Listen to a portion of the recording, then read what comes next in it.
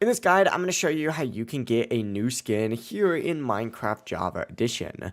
Before we do get into this guide, make sure to like the video and subscribe to the channel with all notifications on. It really does help the channel and lets us know that you want more content like this. We'd greatly appreciate it. And if at any point throughout this guide you do have any questions, just ask them down in the comment section below and we can help you out further. I'm going to be doing my best to reply to every single comment down there. First things first. If you are in Minecraft, go ahead and close out of it. It does need to be fully closed. And go ahead and open up the Minecraft launcher. In my case, it is taking a minute to load it. I think Minecraft might be going down right now, just since I was having an issue in my last video as well. But select Java Edition on that Minecraft launcher, and from here, go ahead and actually open up a web browser of your choice. In this case, I'm going to be using Google Chrome, but what you're going to want to do is actually go to minecraftskins.com. Essentially go through this and you can browse either the top skins, or use a search bar to search for something in specific, but essentially just find one that you would like. Let's say I want to do, I guess this one right here, a classic right here. Select it, open it up, it'll show you like a little model of it. It's going to be 3D and everything, so you can go through it.